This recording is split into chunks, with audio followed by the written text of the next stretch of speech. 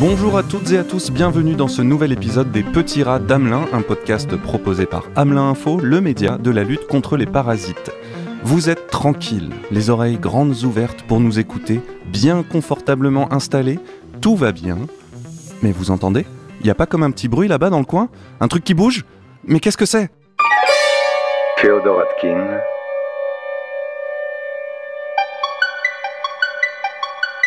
Les envahisseurs.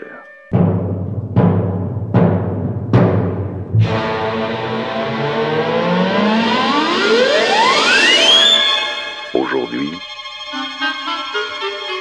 les rats.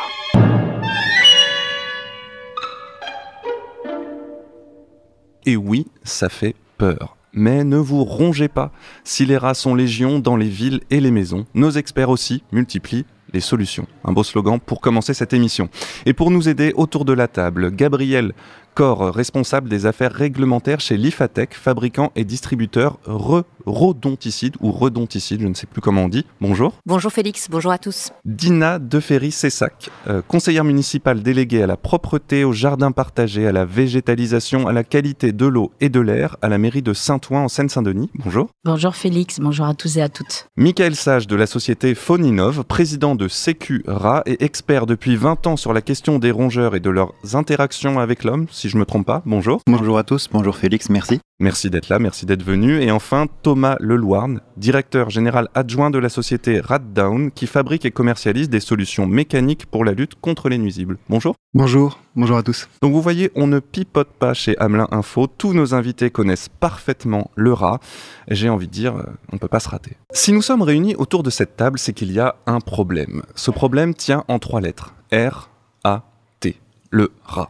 Mais pourquoi ? Pourquoi ce rongeur est-il un ennemi ? Alors je me tourne pour commencer vers Madame Cessac, élue à la ville de Saint-Ouen, en charge notamment de cette question. Qu'avez-vous à reprocher aux rats dans votre ville ? Alors en fait, on a noté une nette prolifération des rats. 1/3 de notre territoire est en construction.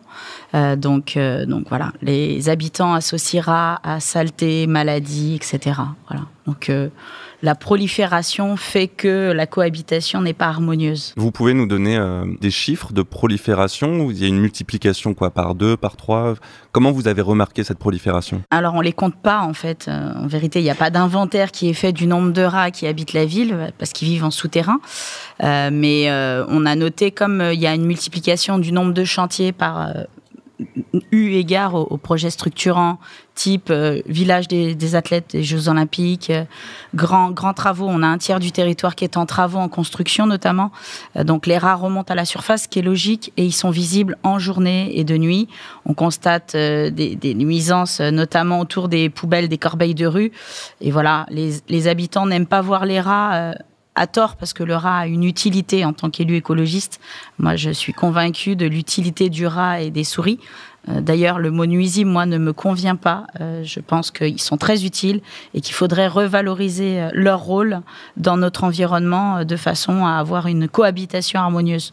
Le sujet, en vérité, c'est la prolifération, la multiplication. Le rat s'installe à proximité d'une source de nourriture, moins de 10 mètres. Et nourriture plus eau est égale à beaucoup de rats qui se multiplient très rapidement. C'est la prolifération qui pose problème, plus que le rat en tant que tel. Très bien, alors comme ça on met les pieds dans le plat tout de suite. Effectivement, il y a un gros débat autour de la lutte contre les rats. Et d'ailleurs, c'est intéressant parce que ça se pose moins avec d'autres nuisibles. Effectivement, faut-il lutter contre le rat ? Faut-il lutter plus contre la prolifération ? Comment lutter contre le rat tout en respectant la nature, l'environnement et cette espèce qu'on va déranger en construisant et qui ressort et qu'ensuite on cherche à supprimer. Pour comprendre le problème encore, je vais m'adresser à Michael Sage, expert donc en rongeur. Vous connaissez parfaitement le rongeur, le rat, notamment son interaction avec l'homme et peut-être les répercussions sur la santé. Quand on parle du rat déjà, de quel rongeur on parle exactement là, en ce qui nous concerne ? Alors en effet, on peut parler éventuellement de 2 espèces de rats, en tout cas de muridés qui sont présents en Europe de l'Ouest, le rat brun, le rat dont on parle principalement en ville, et puis éventuellement le rat noir aussi, le rat nez navire. Alors les 2 espèces arrivent parfois à cohabiter. La distinction entre ces 2 espèces n'est pas toujours évidente, même pour les spécialistes, parce que souvent on voit un rat qui passe et alors il est plus noir, il est plus brun, oui mais manque de peau en fait, on a des rats noirs Morph frugivorus qui ont un pelage brun. Donc on se retrouve un petit peu coincé des fois pour identifier l'espèce. Dans la majorité des cas, on est sur du rat brun en ville, rat sur mulot, rat d'égout, qui cherchent des habitats plutôt souterrains, à proximité de milieux humides. Donc en effet, on le dérange quand on a des zones de travaux, construction d'une nouvelle ligne de communication de métro ou des nouveaux bâtiments, et c'est cette espèce là dont on parle. Ouais. D'accord, donc plutôt rat brun sur mulot. Qu'est-ce qui le rend dangereux, Michael ? Dangereux, ça dépend où en fait. Voilà.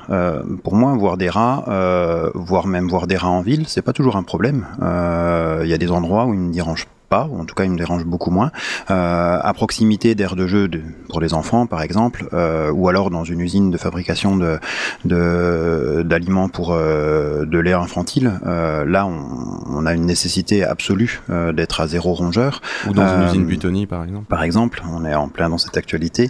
Donc là on est nécessité absolue d'avoir zéro rongeur, mais dans l'usine, mais aussi dans la chaîne d'approvisionnement, ce qui est pas toujours évident. Et après, par contre, à d'autres endroits, on peut se permettre de tolérer leur présence. En effet, ils ont un rôle écologique, ils ont une utilité également du point de vue écologique. Et je rejoins tout à fait cette discussion sur nuisible. En écologie, on a du mal à définir si un animal est nuisible. On parle maintenant plus facilement d'espèces susceptibles d'occasionner des dégâts, dont le rat ne fait pas partie. En tout cas, réglementairement, il n'est pas classé dans cette liste-là. Et du coup, en termes de toxicité, quand on dit qu'il ne faut pas qu'il soit présent dans une usine alimentaire, par exemple, c'est parce qu'il peut transmettre des maladies via ses excréments, via, je sais pas, sa salive ou je sais pas quoi? Oui, principalement les excréments, les fesses, l'urine. On a parlé de Buitoni, on parle de salmonellose en ce moment, donc des entérobactéries qui sont transmises notamment par les fesses de rat et l'urine, et donc qui vont se retrouver aussi dans la chaîne de production. Donc ça peut être dans les aliments pour le bétail, tout simplement. Et derrière, on va manger des œufs, on va manger de la viande plus ou moins cuite, on va couper avec le même couteau notre préparation à base de viande et notre salade de tomates. Quand on fait un barbecue par exemple l'été, le soleil arrive et on n'a pas forcément pensé à laver le couteau ou la planche, et donc du coup autant la viande va être cuite, autant les tomates ne vont pas forcément l'être. C'est là où on a un risque de transmission de pathogènes. Les rongeurs hébergent une 60aine de zoonoses, donc de maladies transmissibles entre les espèces vertébrées et l'homme, et dont certaines sont mortelles pour l'homme, malheureusement. Bien sûr, leptospirose, salmonellose, en tout ça, tout ce qui est autour de parasites, virus et bactéries. Ok, donc on retient bien laver les couteaux après avoir coupé la viande, mais c'est vrai, c'est pas bête, moi j'y avais jamais pensé. Madame Corr, vous êtes responsable des affaires réglementaires donc chez Lifatech, qui fabrique des produits rodonticides. Est-ce que le rat, du coup on en a un peu parlé, est officiellement nuisible, ou est-ce que c'est une triple E, espèce exotique envahissante, j'ai appris ce terme. Est-ce que officiellement le rat est un nuisible? Alors si on se réfère à la réglementation biocide, c'est nuisible, et je rejoins ce qui a été dit précédemment, là où il faut lutter contre. C'est-à-dire qu'on ne va pas chercher à lutter contre un rongeur ou tout autre nuisible s'il n'y a pas nécessité. Donc il faut vraiment faire la distinction de la zone que vous considérez, de l'espace que vous considérez. Si on parle des rongeurs en ville, il y a déjà des points qui ont été soulevés par rapport à la problématique sanitaire. On pourrait aussi ajouter la problématique sanitaire à celle humaine, on peut ajouter celle animale.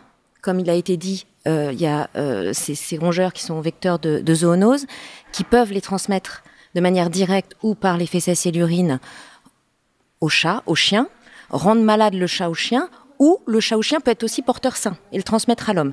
Donc c'est toute cette chaîne dont il faut prendre compte, dont il faut tenir compte. Et l'autre point qu'on n'a pas encore abordé, c'est l'aspect sécuritaire. C'est-à-dire que on a parlé de la maladie. Il faut aussi ajouter que le rat, comme la souris, peuvent provoquer des dégâts sur des isolements, sur des câbles électriques. Un certain nombre des incendies, alors bon, le chiffre n'est pas évident à établir, mais on est au-delà de 10%, des incendies non criminels sont liés à des dégâts provoqués par des rongeurs. Donc vous avez une série de mesures à prendre pour protéger des lieux ou même au sein d'un bâtiment. Tout n'est pas autant à risque que une installation électrique, une armoire électrique. Voilà, c'est faire la part des choses, de savoir ce qu'il faut protéger, de ce qu'il ne faut pas protéger. Donc c'est une analyse de risque qui est nécessaire. Oui, donc en fait, il y a nocivité du rat en soi, il y a un rapport entre lieu où on voit le rat et danger potentiel. Un rat en soi n'est pas méchant, je pense que ça peut être le cas pour la plupart des espèces et des animaux qui vivent sur cette planète. On n'a pas parlé alors vous avez parlé des fils électriques, en termes de détérioration dans la ville de Saint-Ouen, est-ce que c'est aussi un problème? Parce que voir une poubelle éventrée, on voit au niveau de l'image que c'est pas très agréable. Est-ce qu'il y a d'autres détériorations que vous constatez qui sont rapportées? Je ne saurais pas vous dire, je ne suis pas au service hygiène et environnement. Effectivement, les poubelles, c'est pas problématique. Nous, on a des corbeilles de rue qui sont des corbeilles bagatelles. Donc, les sacs sont visibles et transparents. Donc, on change le sac au quotidien. Donc, c'est pas une nuisance très importante. Et alors, je m'adresse aux professionnels de la dératisation. Les clients qui font appel aux dératiseurs, pourquoi ils font appel aux dératiseurs? Qu'est-ce qui leur pose problème avec le rat? Puisque là, on a vu que c'est pas forcément nocif. Eux, c'est quoi? C'est plutôt dans la culture de se dire, il y a un rat, ça va pas? Thomas Leloir. Oui, il y a forcément le fait de se dire, il y a un rat ou la présence de rat ou de crotte et ça va pas. Mais effectivement, on a parlé d'enjeux sanitaires où là, par exemple, dans une entreprise qui travaille l'alimentaire, ou qui le stocke, on a le risque que les rongeurs puissent être, partie prenante entre guillemets négativement dans la chaîne de fabrication ou dans le fait de s'attaquer directement aux produits qui sont stockés, que ce soit en stockage matières premières ou produits finis. Donc là, ça touche directement l'outil de production et puis la fiabilité, le niveau de qualité des produits qui vont sortir. Ça rejoint dans ce qu'on a dit un petit peu tout à l'heure, mais il y a également sur les problématiques techniques, facility management, le fait de tout simplement gérer correctement tous les points de tension sur un bâtiment. Eh bien, pour nous, pour ces clients-là, le problème des rongeurs doit être central également. Madame Corr a parlé tout à l'heure de tout ce qui était incendie, détérioration des câbles, etc. Ça nous est arrivé de travailler beaucoup avec EDF, RTE notamment, sur la protection cette fois-ci de bâtiments relais en sortie de centrales d'abaissement de tension, où là ça peut être des pans entiers de villes ou de villages qui se retrouvent déconnectés d'électricité en fait pour des problématiques de rongeurs. Oui, il y a eu un accident de train il y a 7-8 ans maintenant qui est lié à un dégât de rongeurs dans une armoire électrique, donc un problème d'aiguillage qui s'en est suivi. Voilà, il y a quand même de nombreux incendies, incidents, et y compris accidents malheureusement, qui sont liés aux rongeurs. Donc le problème, c'est pas, comme on le disait, le rongeur en lui-même, c'est la proximité du rongeur et de l'humain. Oui, mais c'est intéressant parce qu'on déconstruit aussi cette image de « oh là là, il y a un rat, c'est le rat en lui-même qui me fait peur ». En fait, c'est plus ce qu'il peut causer.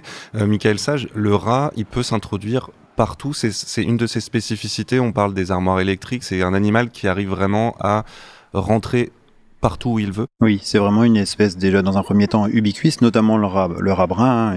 Dès qu'il y a un petit peu d'eau, on le retrouve. Donc en milieu urbain, mais également en milieu rural. Moi, j'ai vu au plein milieu d'un champ de maïs un terrier là qui était sous un pylône électrique. Je m'attendais pas à voir des terriers de rats à cet endroit-là, à probablement plus d'1 kilomètre de la première habitation, de la première ferme.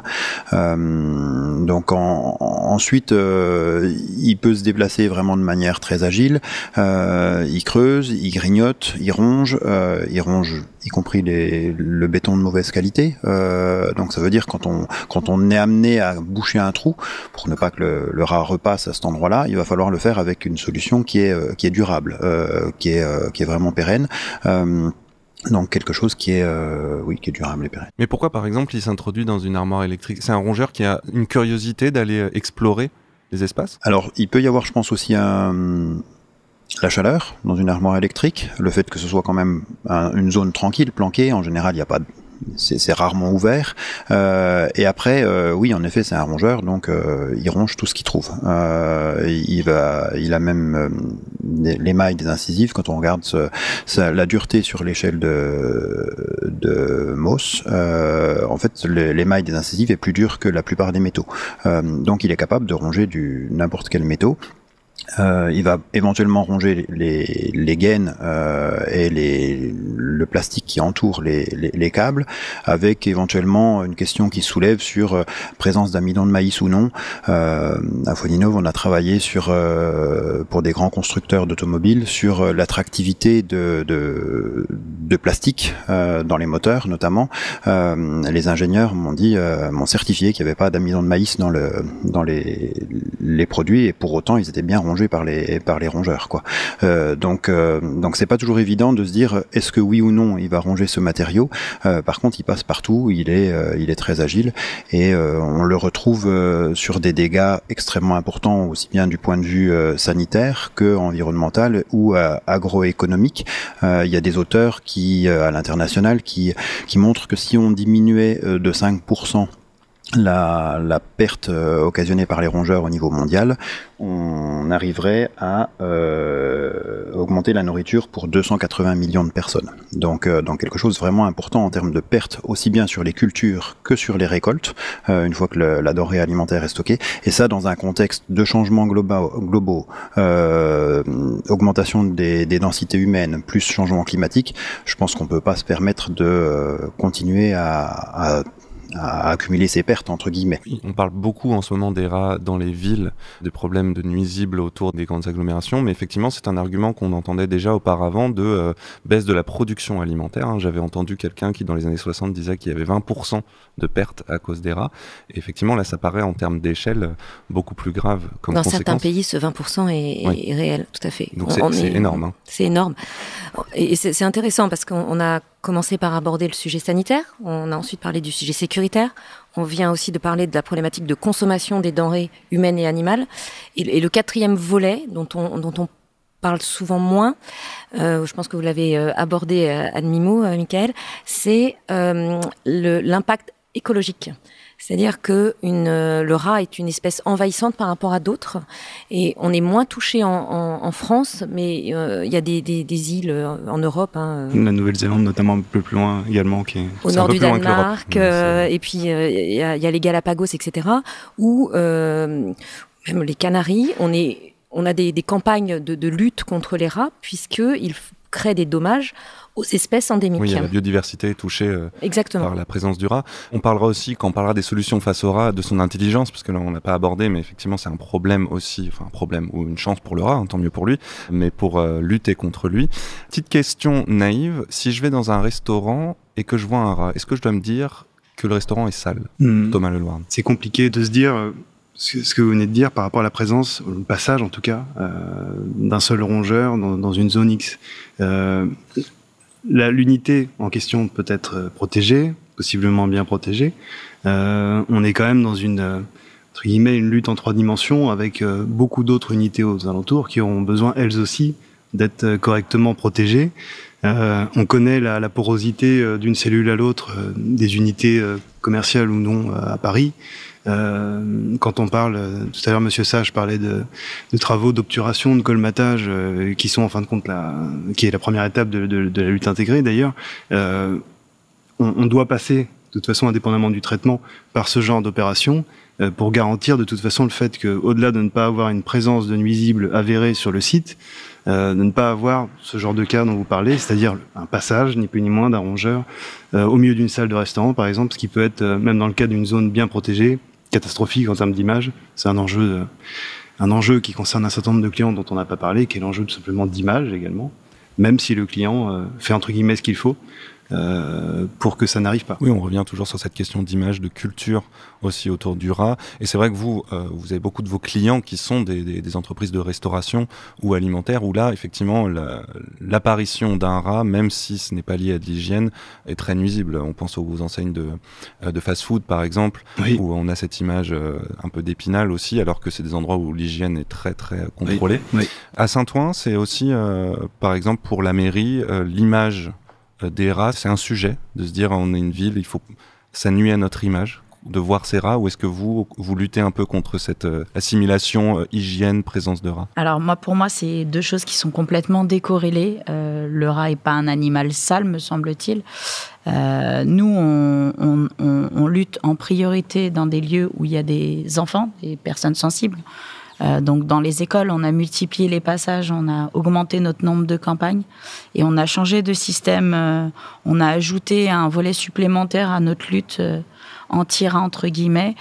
On utilise la carboneige en fait sur les espaces verts notamment, avec des résultats qui sont extrêmement probants. Donc sur notre première campagne, il y a 1 an tout juste, on était donc un passage tous les 2 mois avec 3 interventions à chaque fois. Donc c'est un cycle complet et global. On était sur une première ouverture sur la première campagne. Alors attendez, 208 terriers. Donc au 3e passage, il nous en restait seulement 36, avec un taux de réouverture de 17%. Donc sur la seconde campagne, 74 terriers traités, donc une très forte diminution. Une division par 4, me semble-t-il, du nombre de terriers ouverts sur les espaces verts visibles et identifiés. Et sur la dernière campagne qui a eu lieu, 4e campagne, donc 3e campagne, entre 50 et 70 terriers sur toute la ville, ça diminue un petit peu plus faiblement. Et sur la dernière campagne qui a eu lieu là au mois d'avril et qui s'est terminée il y a très peu de temps, qui se termine demain, une ouverture de moins de 40 terriers. Donc c'est tout à fait probant. Et ce volet-là est très intéressant parce que sur les espaces verts, on introduit la carboneige, on referme le terrier, le rat meurt sous terre et se décompose, nourrissant ainsi les massifs fleuris. Et c'est écologique. C'est pas une solution chimique. C'est en complément, bien évidemment. C'est pas la seule technique utilisée. On va en parler parce que la carboglace, c'est un débat. Oui, c'est un débat aussi. Mais en tout cas, ça reste moins gênant et possiblement contaminant pour les enfants et les animaux de compagnie, en l'occurrence. Et le rat meurt de façon quasi instantanée, contrairement aux chimiques où le rat est tenu d'ingérer un certain poids en granulé. On va en discuter dans la deuxième partie dans quelques instants. Merci, parce que du coup, on termine sur une note un peu poétique de rat qui meurt pour faire pousser des fleurs. Ça nous rappelle effectivement que tout ça est une gestion finalement, surtout en ce moment à notre époque, plus complexe sans doute qu'il y a quelques années, puisqu'on parle beaucoup d'écologie et de comment lutter contre quelque chose qui est naturel tout en respectant la nature. Et c'est un peu un enjeu, notamment pour les fabricants, pour les distributeurs, de mêler toutes ces problématiques. On va en parler dans la deuxième partie, puisqu'on a bien vu que les rats étaient là, qu'ils étaient bien présents dans les villes, dans les campagnes. Plus qu'avant, j'ai pas trop de réponses finalement. Plus qu'avant, ça dépend de si on construit, si on les dérange ou pas. Je pense que c'est un problème qui a l'air d'avoir existé quand même depuis très longtemps. Simplement, maintenant, il y a aussi les réseaux sociaux et les vidéos de rats autour des poubelles. On les voit plus et peut-être que ça alimente plus la psychose. Les rats sont là. La lutte va commencer et on va tout de suite examiner, en plus de la carboglace, quels sont les moyens de lutter contre le rongeur. Thomas Lelouarn, chez Raddon, vous avez une gamme de solutions impressionnantes. Mais moi, je suis un peu à l'ancienne. Si je ressors ma tapette à souris, est-ce que ça fonctionne tout simplement dans ma maison? Oui, alors, aujourd'hui, de toute façon, vous parlez d'une gamme impressionnante, mais notre approche là-dessus, c'est... aujourd'hui, on ne peut pas lutter avec un seul outil, en fin de compte. Donc ma tapette à souris toute seule, elle sert à rien? Elle aura son utilité, mais dans le cadre d'un protocole de lutte adapté, on parlait tout à l'heure de lutte intégrée, si on respecte tous les steps de la lutte intégrée, de toute façon, ça vous fera utiliser un certain nombre de technologies, d'outils, pour arriver au plus proche du zéro nuisible. C'est tout un système qu'il faut mettre en place. Bien sûr. Ça part par des opérations qu'on pourrait appeler des opérations de bon sens, mais dans lesquelles on va en fin de compte étudier l'implantation de tout ce qui peut être mobilier, etc. sur site, repérer les points de passage potentiels, faire des opérations de colmatage. Lorsque on parle de parcs ou d'étendues en ville, ça peut être... il faut également, je pense, vous êtes davantage spécialiste que moi sur ces sujets-là, mais pour prendre également... Il y a une manière de prendre la prophylaxie du site en compte également avant d'engager un traitement. En fait, il faut faire une étude de terrain, quoi. Il faut toujours faire une étude de terrain, effectivement. Donc, il ne faut pas y aller... comme à l'ancienne en bourrin, il y a le petit trou où on pense que le rat sort par là, on met la tapette. Parce que non. Moi, je l'ai déjà fait quand j'étais plus petit à la campagne. J'ai attrapé quelque chose. C'était pas un rat, hein. Mais c'est inefficace parce que je vais en tuer qu'un et il y en a plein d'autres qui vont arriver. Oui, c'est assez sûr. C'est un piège monocapture pour le coup, la tapette. Donc, je disais adapté dans un certain cas, mais c'est vrai que par définition, si vous capturez quelque chose, le piège devient inopérant. Il faut qu'il y ait une relève qui soit faite par un opérateur. Donc il faut prendre ça en compte. Souvent, les pièges multicaptures peuvent régler ce problème, notamment dans le cadre de la protection encore une fois, d'espaces verts ou de parcs, s'ils sont bien intégrés. Encore une fois, c'est des pièges qui fonctionnent, mais qui nécessitent d'avoir été positionnés aux bons endroits et d'être maintenus régulièrement, parce que de la même façon, un piège multicapture, même si vous n'allez pas mettre un, mais peut-être une dizaine de rats dedans, ou plus, de toute façon, si le piège n'est pas relevé régulièrement, réassorti en appât, ce genre de choses, il ne fonctionnera plus de la même façon.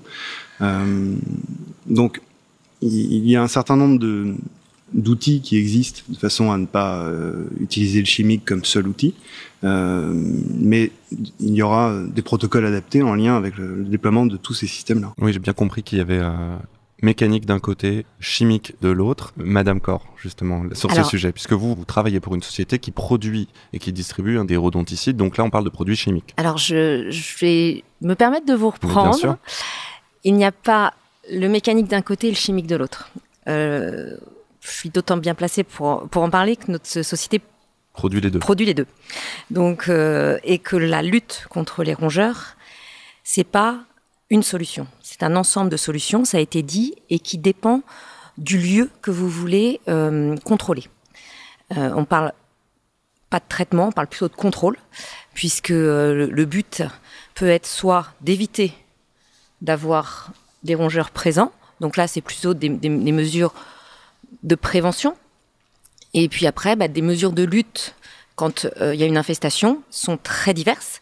Votre tapette à souris, un particulier qui a une souris qui se trimballe, c'est parfait. À partir du moment où il arrive à l'attraper, et qu'il n'y en a plus d'autres, parce qu'en général, quand on voit un individu, il y a quand même des suspicions qu'il y en ait beaucoup plus. Ça, je pense que Monsieur Sage en parlerait mieux que moi. Mais voilà, donc la tapette, elle peut fonctionner. Après, voilà, selon le niveau d'infestation et le niveau de contrôle qu'on veut, on a tout un tas de possibilités de méthodes. On a déjà abordé la terminologie de lutte intégrée. Donc la lutte intégrée est importante. C'est d'abord un diagnostic, une analyse du lieu, de l'infestation, du rongeur, du niveau, de la cible, donc que l'on qu'est-ce qu'il vient chercher aussi que l'on vient chercher. Et c'est pour ça que tout à l'heure, on disait, il y a une association qui est faite entre rats et saleté.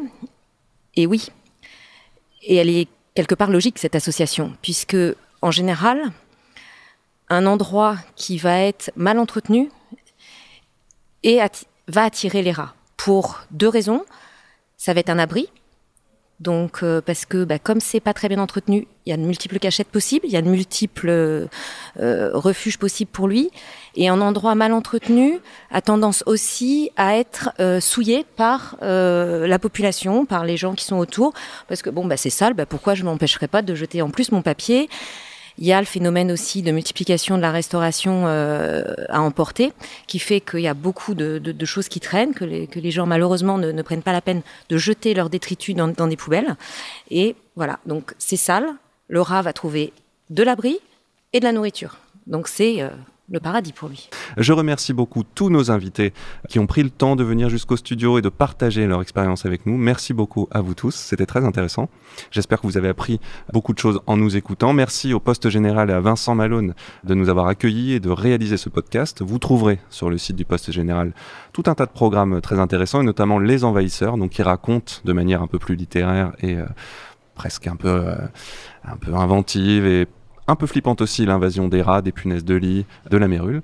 Et bien sûr, Hamelin Info, qui crée ce podcast et qui vous attend sur son site internet pour d'autres articles consacrés généralement à la lutte anti-nuisible. Merci de nous avoir écoutés et à bientôt pour un nouvel épisode. Salut. Merci, au revoir. Merci, au revoir. Au revoir. Au revoir.